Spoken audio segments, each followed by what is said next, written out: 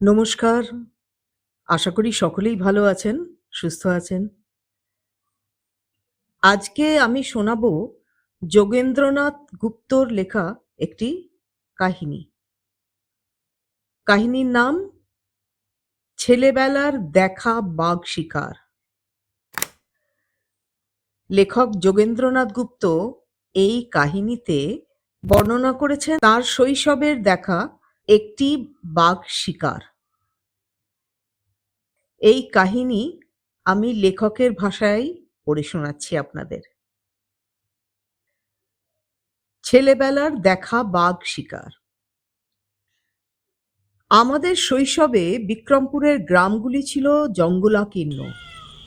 গ্রাম্য পথ নানা রূপ ঝোপঝাড় এবং জঙ্গলে ভরা ছিল।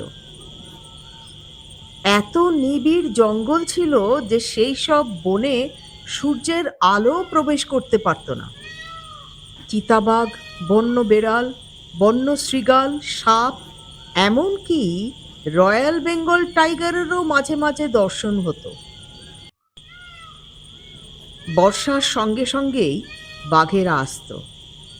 তখন চারদিকে এমন জঙ্গল হতো যে পথ চলে কার সাধ্য। আমাদের বিক্রমপুরের অঞ্চলে একটা কথা চলিত আছে, না তর না তরি।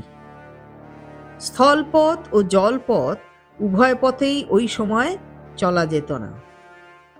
নৌকোও চলত না। জল কাদার জন্য পায়েও হাঁটা চলত না। বড় বড় অশ্বত্থ, পাকুড়, তেঁতুল, শিমুল, খেজুর, সপ্তপর্ণী, বাঁশ ও বেত বনে থাকত পথ ঢাকা। কোনো কোনো স্থানে হাত এক বা হাত দেড়েক থাকত পথ। সে পথও আবার গাছের মোটা মোটা শেকড়ে এমনভাবে ঘিরে থাকত যে কার সাধ্য পথ চলে। সাপ, বানর, গোসাপ প্রভৃতির অত্যাচারও বড় কম ছিল না।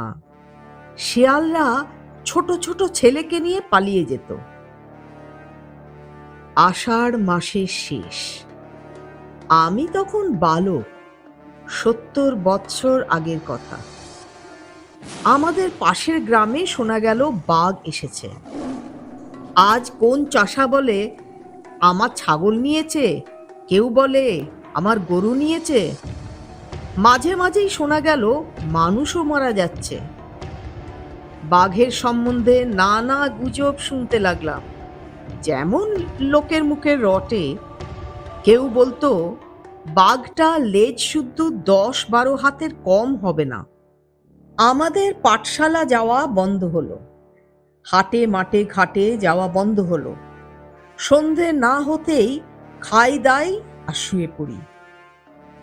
শেষে মুন্সিগঞ্জ মহকুমার হাকিমের কাছে বাঘ শিকারের জন্য শিকারি পাঠাবার জন্য অনুরোধ জানিয়ে গ্রামের লোকেরা আবেদন জানালেন।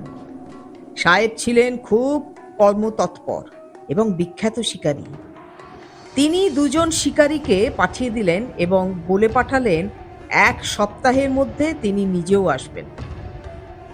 সঙ্গে পুলিশ সাহেবও শিকারে আসবেন। লোকে কিছুটা হলেও আশ্বস্ত হলো। একদিকে শিকারীরা আসবার সঙ্গে সঙ্গেই একদিন বাঘ নিকটবর্তী গ্রামের ক্ষীরোদ নামে এক বলিষ্ঠ যুবককে আক্রমণ করল। ক্ষীরোদ বাঘকে দেখেই এমন চিৎকার করে উঠল যে চারিদিক থেকে লোকজনেরা মশাল নিয়ে ছুটে এলো। বাঘ একসঙ্গে অতগুলো আলো দেখে লাফ দিয়ে খাল পার হয়ে গভীর বনে গিয়ে লুকালো। আমার মনে পড়ে সেই সময় মিস্টার ক্লে নামে একজন তরুণ ICS অফিসার ছিলেন মহকুমার শাসক। পুলিশ সাহেবের নাম আমার মনে নেই। তারা একখানা লঞ্চে করে এসেছিলেন। লঞ্চ নদীর পাড়ে বাঁধা হলো। লঞ্চের সঙ্গে একখানি ঢাকাই পিনিস ও ডিঙি নৌকা বাঁধা ছিল। পিনিসের সাহেবদের থাকার ও খাওয়া দাওয়ার ব্যবস্থা ছিল। সঙ্গে দারোগা, কনস্টেবল, লোকজনও ছিল মন্দ নয়। শিকারীদের মধ্যে একজন ছিলেন প্রৌঢ়। সেও তার সঙ্গে তরুণ শিকারী সাহেবদের সঙ্গে সঙ্গে চলল। বাগিয়া নামক গ্রামে ইতিমধ্যে বাঘ আশ্রয় নিয়েছে বলে খবর। একটা আশ্চর্যের বিষয় এই যে বাঘটা কখনো এক গ্রামে বেশি দিন থাকতো না। সাহেব দুজন এবং শিকারীরা বনের ভেতর ঢুকেছেন। নিবিড় বন, সামনে একটা ছোট খাল। খালের ওপারে যেমন তারা গিয়েছেন, অমনি বুড়ো শিকারী বলে উঠল, ওই যে হুজুর, ওই যে। যেমন বলা অমনি একটা ঝোপের আড়াল থেকে বাঘ এসে ঝাঁপ দিয়ে পড়ল শিকারীর ওপর। বাঘটা বোধহয় আগেই টের পেয়েছিল। শিকারীর হাতে বন্দুক হাত থেকে ছিটকে পড়ল। বাঘের এক থাবা খেয়ে শিকারীও ৫-৬ হাত দূরে একটা ঝোপের মধ্যে গিয়ে অজ্ঞান হয়ে পড়ল। সাহেবরা এইরূপ আকস্মিক আক্রমণে মুহূর্তমাত্র বিচলিত হয়েছিলেন। তারপর প্রস্তুত হলেন বাঘকে গুলি করতে।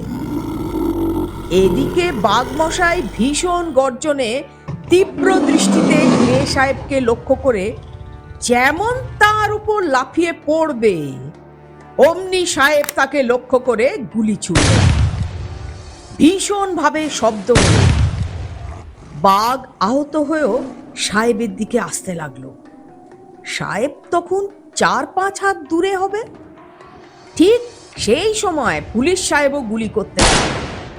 দুই দিক থেকে গুলি খেয়ে বাঘ চারিদিক কাঁপিয়ে শেষবারের মতো গর্জন করে খালের পাশের বেত ঝোপের মধ্যে পড়ে গেল। রাইফেলের আওয়াজ শুনে লোকজনও ছুটে আসতে লাগলো।